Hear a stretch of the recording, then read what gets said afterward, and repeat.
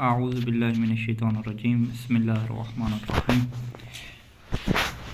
اللہم صلی علی محمد و آل محمد ربی یسر ولا تعسر بالخیر۔ اچھا، کل والی جو آیت تھی خذ من اموالہم صدقۃ تطہرہم، یہاں پہ تو اس کو جو مرفوع پڑھا گیا ہے تو ابن شام نے یہ کہا کہ یہ در حقیقت جزا کے معنی میں نہیں ہے یہاں پہ کہ آپ خذ من اموالہم کو شرط کی جگہ پہ رکھیں، سبب بنائیں، اور اس کو جزا کی جگہ پہ رکھیں، اس طرح سے نہیں ہے، بلکہ تطہرہم اصل میں کیا ہے، صدقۃ کی صفت واقع ہو رہی ہے جملہ۔ اب یہاں پہ کل ہم یہ ترجمہ کر رہے تھے کہ تطہر کی جو ضمیر ہے وہ صدقہ کی طرف پلٹائیں گے، اور ترجمہ یہ بنے گا کہ صدقہ انہیں پاک کر دے۔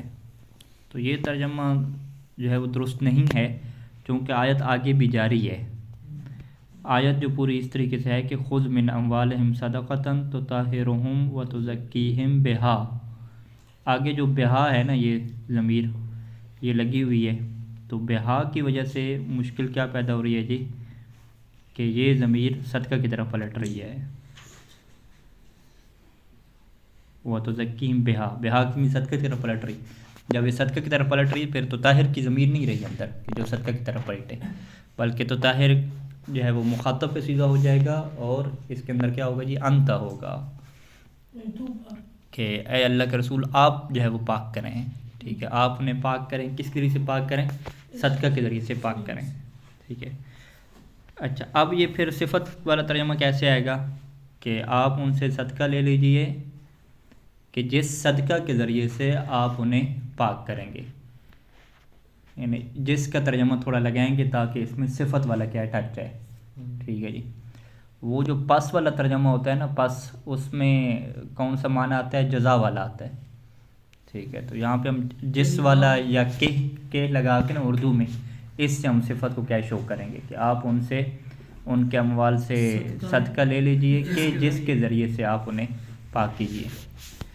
جس کے ذریعے سے، اس کے ذریعے سے، اس طرح سے کیا ہو جائے گا، پھر یعنی ترجمہ صفت والا ہو جائے گا۔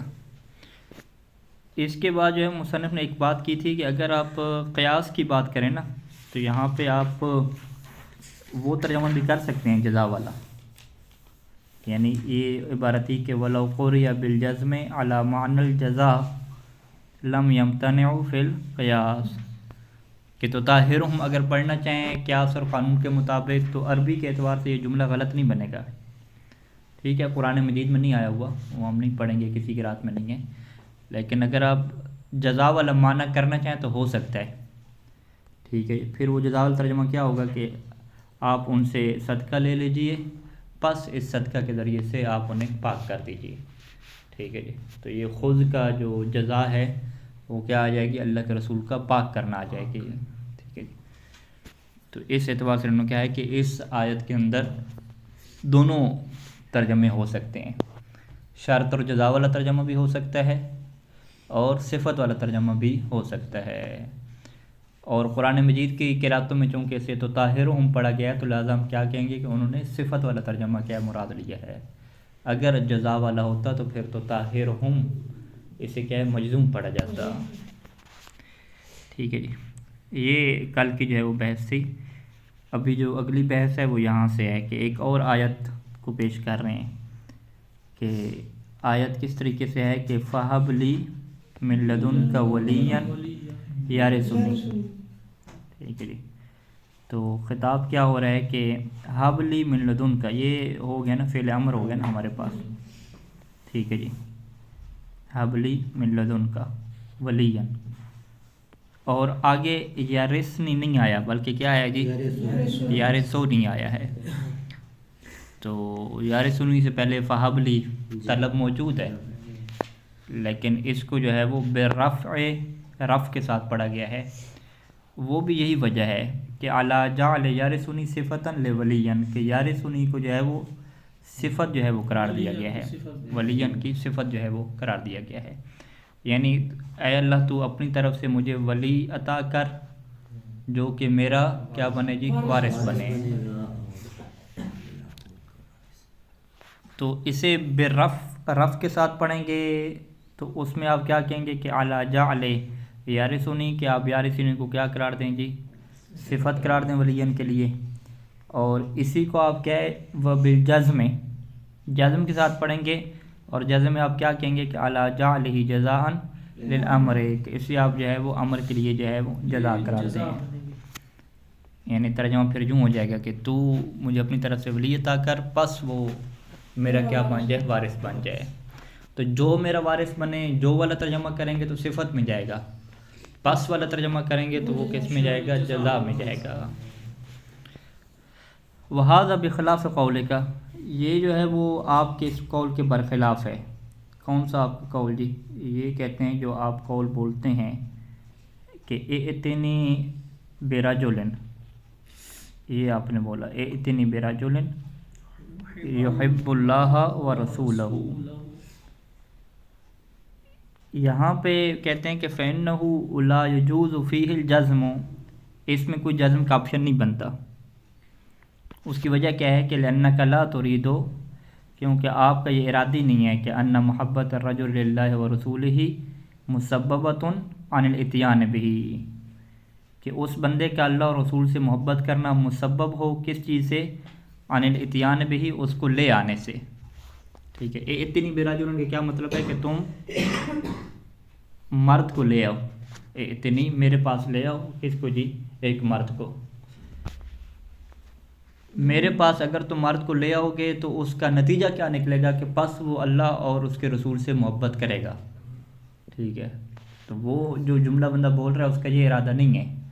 بلکہ وہ کیا کہنا چاہ رہا ہے کہ میرے پاس تم ایسے رجل کو لے کر آؤ کہ جس کی صفت یہ ہو کہ وہ اللہ اور اس کے رسول سے محبت کرنے والا ہو۔ تو لہٰذا جب اس کا یہ مقصد نہیں ہے کہ تم میرے پاس بندے کو لے آؤ گے تو پس وہ محبت کرے گا اللہ اور رسول سے، اگر میرے پاس نہیں لے کر آتے تو وہ اللہ رسول سے محبت نہیں کرے گا، تو ایسا اس کا کوئی معنی کا ارادہ ہی نہیں ہے کہنے کا۔ کما ترید، جیسا کہ آپ جو ہے وہ جزا والا معنی کہاں پہ جاتے ہیں اپنے اس قول میں، ائتنی اکرم کا، ائتنی تم خود آؤ میرے پاس آؤ تو پس میں تمہارا کیا کروں گا، احترام کروں گا۔ اس میں جو ہے وہ جزم کے ساتھ آپ پڑھیں گے، کیوں؟ کیونکہ یہ تو واضح ہے کہ لأن الاکرام مسبب عن الاتیان، کیونکہ جو اکرام ہے اس کی جو عزت ہے وہ مسبب ہے اس کے آنے سے،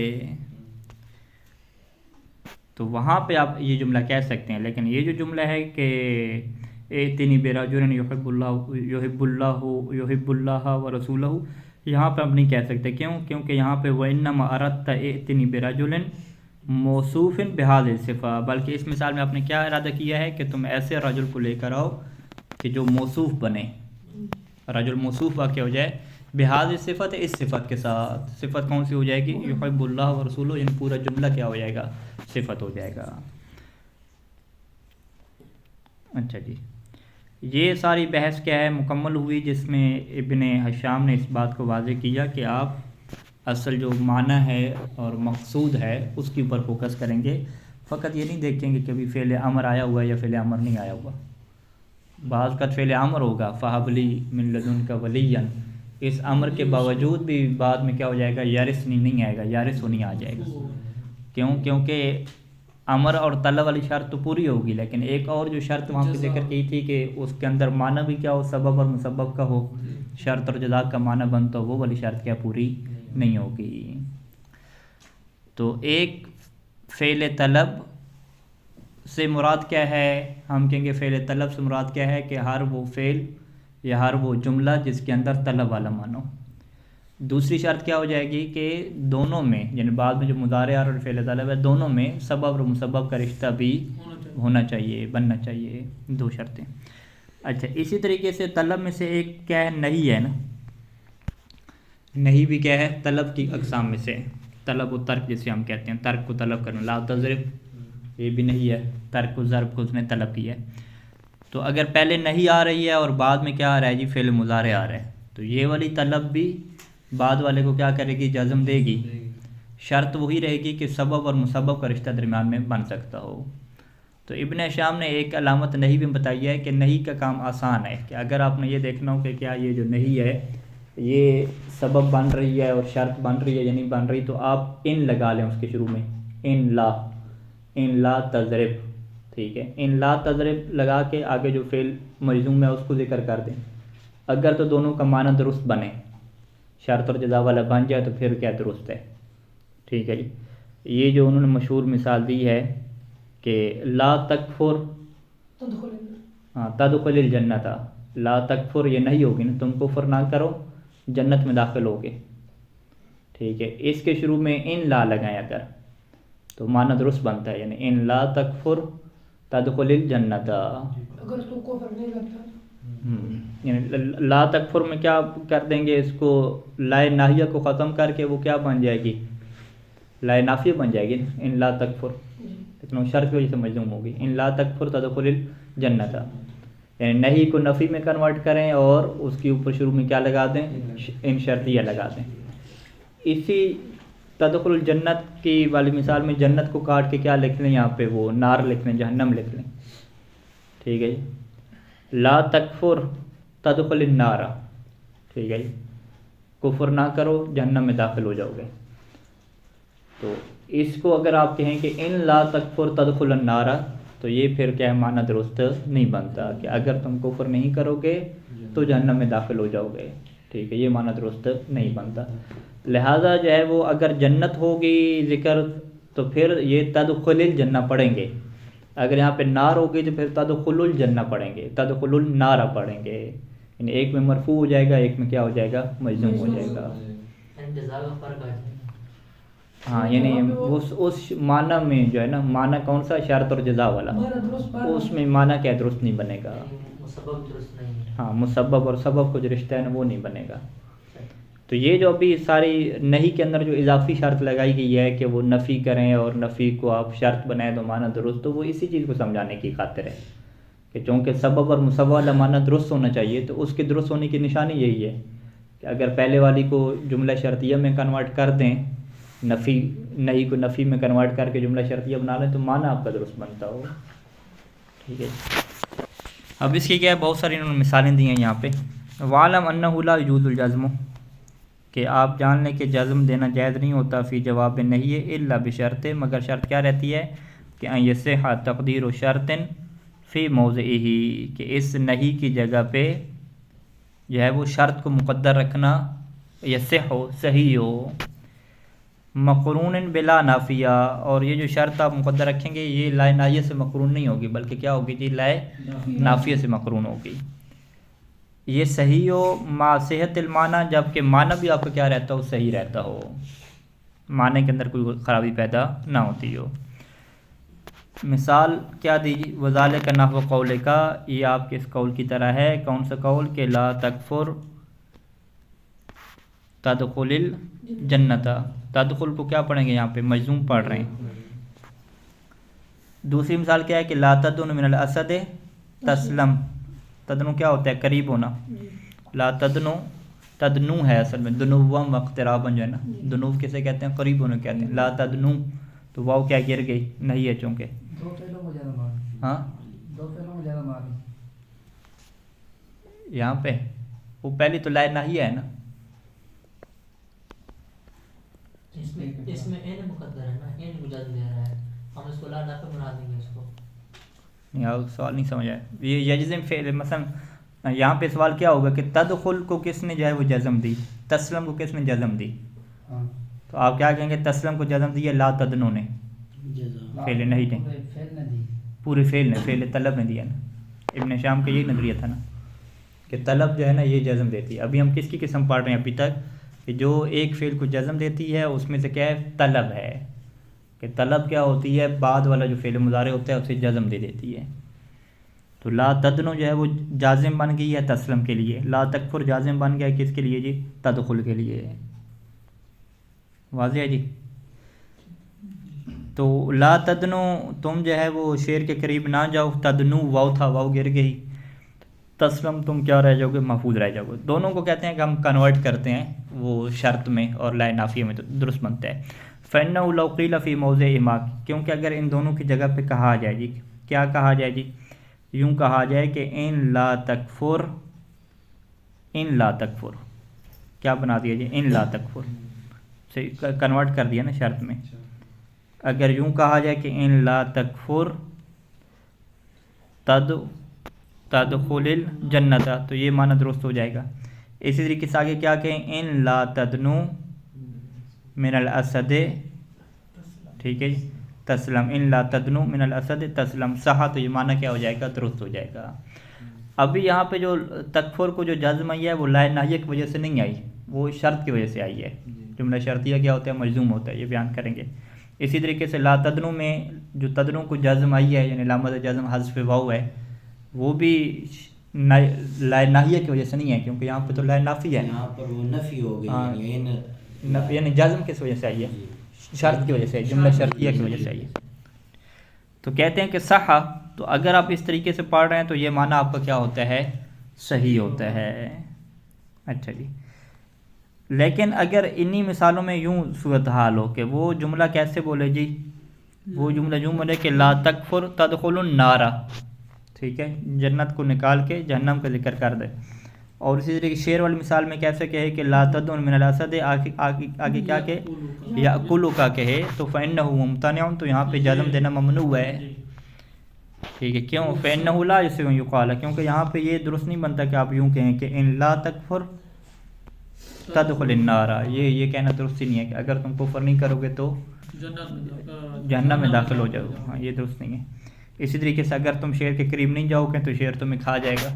تو یہ معنی بھی کیا درست نہیں ہے، شرط اور جزا والا معنی بھی نہیں ہے، ہاں شرط و جزا والا معنی نہیں بنتا نا، یعنی وہ شیر کے قریب بھی نہیں جا رہا پھر بھی شیر اسے کھا رہا ہے، وہ کفر بھی نہیں کر رہا پھر بھی وہ جہنم میں جا رہا ہے، ٹھیک ہے، تو یہ نہیں ہو رہا، سبب اور مسبب کا رشتہ ختم ہو گیا نا یہاں۔ ولہذا اسی وجہ سے اجمعت سبعۃ، 7 قراتوں کا اجماع ہے کس بات کے اوپر جی، علی الرفع فی قول تعالی، کہ انہوں نے اس قول میں رفع پڑھی ہے۔ یہاں پہ آپ دیکھیں گے کہ آیت کیا ہے کہ ولا تمنن تستکثروا ہے، ٹھیک ہے جی، لا تمنن تو کیا نہیں آ گئی نا، کہ آپ جو ہے وہ تمنن کیا ہوتا ہے، احسان جتلانا نا، کسی کے اوپر کہنا کہ میں نے بڑا احسان کیا ہے، کسی کے اوپر احسان نہ جتلائیں۔ تستکثر کیا ہوتا ہے، استکثر باب استفعال سے ہے جو طلب کے معنی میں آتا ہے، کثرت کو طلب کرنا، ٹھیک ہے، زیادہ کو طلب کرنا، کہ آپ کسی کے اوپر احسان نہ جتلائیں، تستکثر ہو، اور آپ کیا ہے جی زیادہ طلب کر رہے ہوں، یعنی اندر ہی اندر آپ کی خواہش کیا ہو کہ مجھے بدلے میں کیا ملے جی، زیادہ ملے۔ جیسے ہوتا ہے پاکستان میں شادیوں وغیرہ پہ جو پیسہ دیتے ہیں تو بدلے میں کیا ہوتا ہے کہ ہماری جب شادی ہوگی تو ہمیں کیا ملے گا، زیادہ ملے گا، ڈبل ملے گا۔ اچھا، لا تمنن یعنی آپ احسان نہ جتلیں، تستکثر، اور آپ کیا کر رہے ہوں جی زیادہ طلب کر رہے ہیں، تو اب اس میں وہ شرط اور جزا والا معنی ہوگا یا نہیں ہوگا، ٹھیک ہے جی۔ کہتے ہیں کہ چونکہ لا نہی ہے تو اس کا طریقہ کار کیا ہوتا ہے کہ ان لا تمنن آپ کر دینا شروع میں، شرط جو طریقہ کار انہوں نے بتایا ہے، ان لا تمنن یعنی اگر آپ احسان نہیں جتلائیں گے تو تستکثر، تو پھر اس کا نتیجہ کیا نکلے گا کہ آپ زیادہ کو طلب کر رہے ہوں گے، ٹھیک ہے، یہ معنی نہیں بنتا، یہ صحیح نہیں، کیونکہ جو پیسہ دے کے کہتا ہے کہ دیکھو جی میں نے 500 روپیہ دیا ہے، وہ جو احسان کر رہا ہوتا ہے، تو پھر اس کے دل میں یہ خواہش ہوتی ہے کہ بدلے میں مجھے کیا ملے گا، 1000 ملے گا، 600 700 زیادہ ملے گا، وگرنہ جس نے واپس نہیں لینا پیسہ، یعنی زیادہ کو طلب نہیں کرنا، تو وہ احسان ہی نہیں کرے گا، وہ چپ کر کے دے کے آ جائے گا، اس میں ان کو یہ نہیں کہے گا کہ دیکھو جی میں نے تمہاری اوپر اتنا احسان کیا ہے،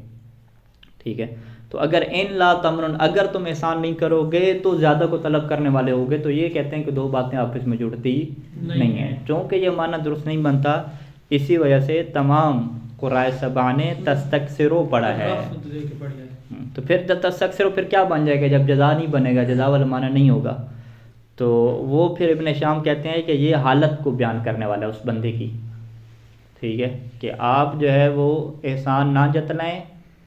در حالانکہ آپ کی حالت کیا ہو کہ آپ زیادہ کو طلب کر رہے ہوں،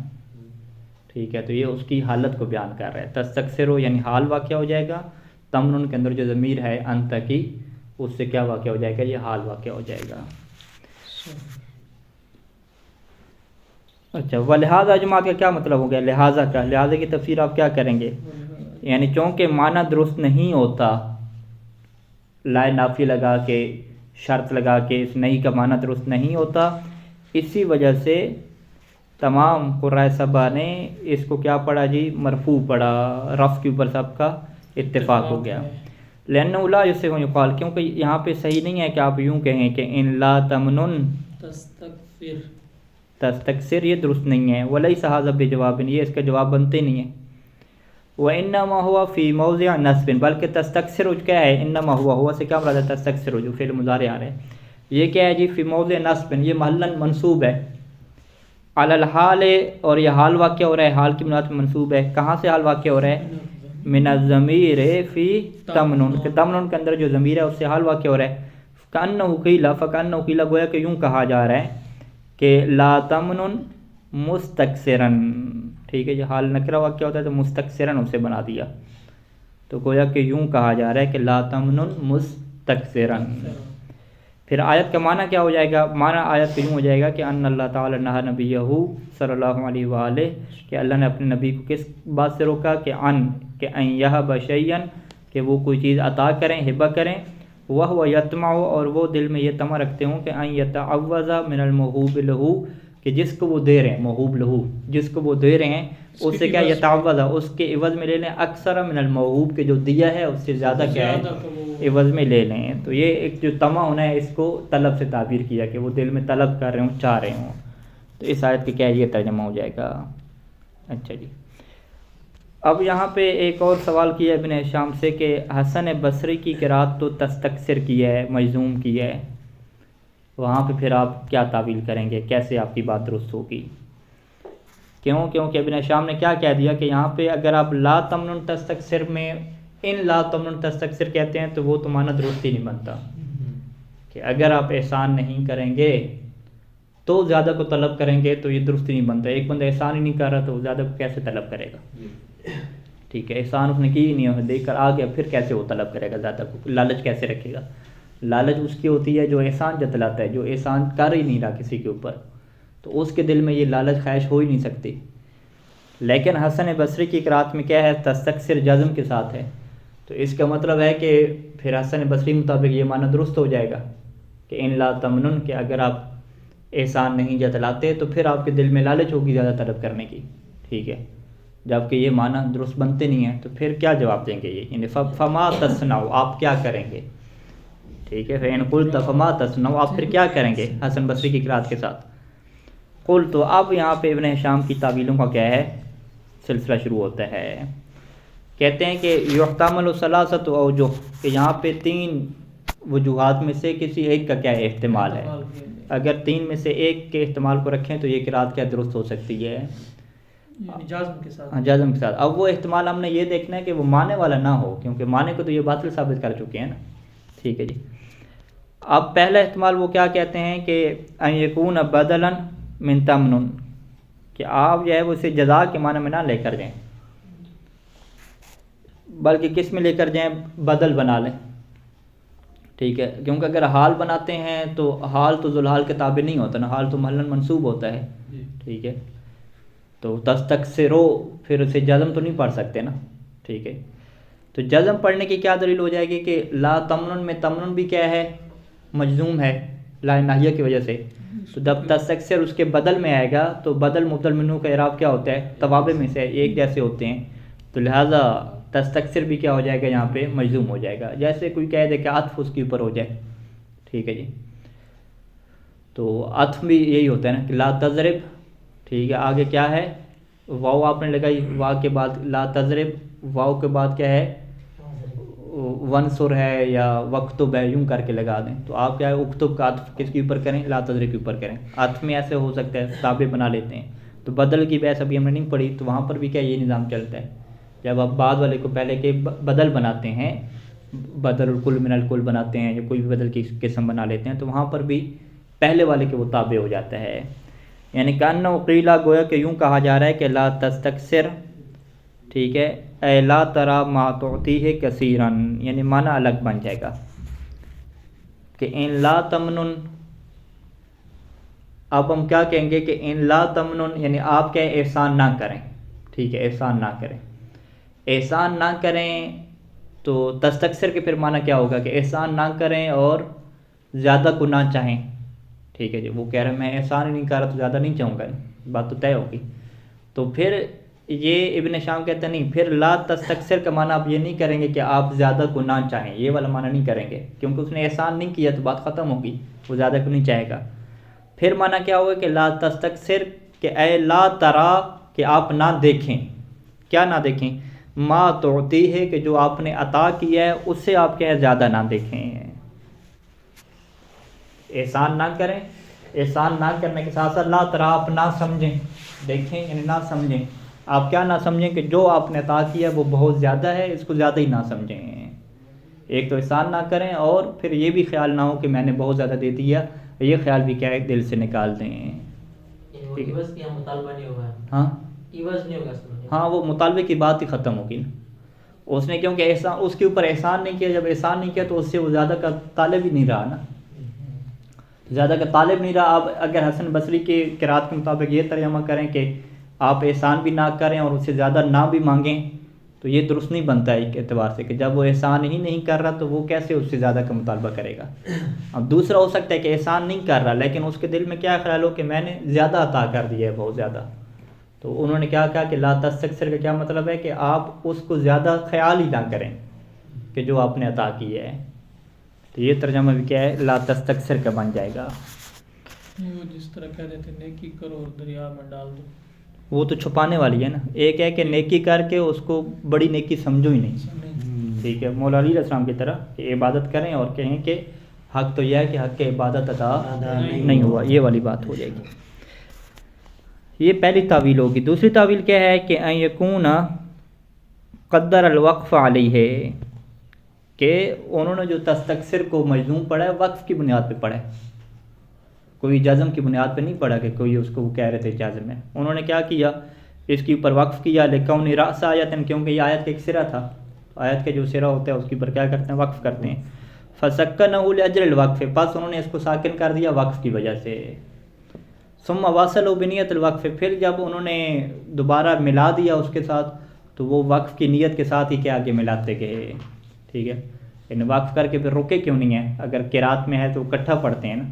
تو وہ کہتے ہیں نہیں وقف کی نیت ہوتی ہے لیکن پھر بھی کیا آگے ملا رہے ہوتے ہیں. ٹھیک ہے جی،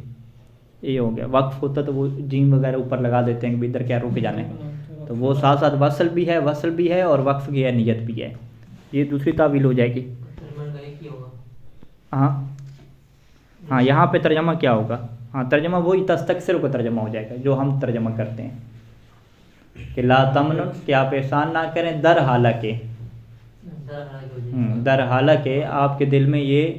تمم ہو کہ آپ کیا کر رہے ہوں جی زیادہ کو طلب کر رہے ہوں، اس تمم کے ساتھ آپ احسان نہ کریں. یعنی ترجمہ وہی ہمارے والے رہے گا. یعنی دوسری جو تعویل ہے اس تعویل کے مطابق ترجمہ وہی ہے کہ جو مشہور قراتوں کے قرائے سبا کا جو ترجمہ ہے وہی ترجمہ رہے گا. والثالث، تیسری تعویل کیا ہے کہ ان یکون سکنہ لتناسب رؤوس الآئے، آیات کی جمع کے آئے بھی استعمال ہوتی ہے، کہ انہوں نے جو ہے وہ اس کو ساکن کیا تاکہ جو آیات کے سرے ہیں نا وہ آپس میں کیا ہے مناسب ہو جائیں. ٹھیک ہے، وہی اور وہ آیات کے سرے کیا ہیں فانذر فکبر فطاہر فہجر. جی کیسے ہے جی آپ سب آیات؟ قم فانذر وربک فکبر وثیابک فطہر والرجز فہجر ولا تمنن تستکثر ولربک فاصبر. ہاں یہ اس طریقے سے، یعنی جو پہلی آیات میں سارے سرے آ رہے ہیں نا فانذر فکبر فطہر، ان سب کو جو ہے وہ مناسبت پیدا کرنے کی خاطر تستکثر، جب انہوں نے پڑھا تو انہیں اچھا نہیں لگ رہا تھا. ٹھیک ہے، تو انہوں نے اس کو بھی کیا پڑھ دیا تستکثر پڑھ گیا. تو یہ 7 قراءتوں سے ہٹ کے جو 8ویں نامی قراءت ہے اس کو بھی کیا ہے ابن شام نے بچا لیا. جزم کی ان کو درست بنا رہے ہیں کہ جزم کیسے درست ہے. تو دوسری اور جو تیسری تعویل ہے نا اس میں جو جزم ہے اس کی کوئی حیثیت نہیں ہے، یعنی ایک وقت کی وجہ سے ہے، ایک جو ہے وہ وزن کو سیٹ کرنے کے لیے ہے، بس معنی کے اعتبار سے کوئی فرق نہیں پڑ رہا. جو پہلی تعویل ہے نا اس میں معنی کے اعتبار سے کیا فرق پڑ رہا ہے، اور وہ معنی بھی ایسا ہے کہ تستکثر طلب کے معنی سے ہٹ کے سمجھنے کے معنی میں ہو جائے. اب یہ علم صرف کی بحث ہوگی کہ جب آپ باب استفعال کے معنی پڑھیں گے تو باب استفعال کا یہ معنی تو آپ پڑھیں گے کہ طلب کرنا، لیکن اس طلب سے ہٹ کے کیا اس کا یہ معنی ہے کہ نہ دیکھنا، سمجھنے کے معنی میں ہے لا ترا، جہاں پہ کہا نا تستکثر کے معنی میں کیا کیا، لا ترا، کہ آپ نہ دیکھیں نہ سمجھیں، جو آپ عطا کر رہے ہیں اس سے آپ زیادہ نہ سمجھیں. تو یہ معنی اگر صرف میں ہے کہیں پہ تو پھر تو درست ہے، اگر یہ معنی صرف میں نہیں ہے تو پھر یہ ایک طرح سے تعویل بھی کیا ہو جائے گی، کمزور ہو جائے گی. پھر اگلی والی تعویلوں کے اوپر بھروسہ کرنا پڑے گا کہ بس انہوں نے وزن کو مناسب رکھنے کی خاطر یا وقف میں جو ہے وہ ساکن کر دیا، تو آپ سنجیدگی لے گئے کہ شاید وہ جزم دینا چاہ رہے ہیں. ٹھیک ہے، تو یہاں تک گفتگو کیا ہوئی، پہلے جازم میں مکمل ہوئی کہ جو ایک فعل کو کیا دیتا ہے، جزم دیتا ہے. آگے وہ گفتگو کر رہے ہیں کہ ما یجزم، ہاں ثانی دوسری اس کی قسم ہے، اس کی 5 قسمیں بنائی تھی نا. جو ایک فعل کو جزم دیتا ہے اس کی پہلی قسم جو ہے وہ بھی مکمل ہوئی ہے، طلب والی. دوسری کیا ہے کہ جو ایک فعل کو جزم دیتا ہے وہ کیا چیز ہے، وہ لم ہے، ادوات میں سے ہے، اس کے اوپر گفتگو کر رہے ہیں. صلی اللہ علیہ محمد و آلہ اجمعین.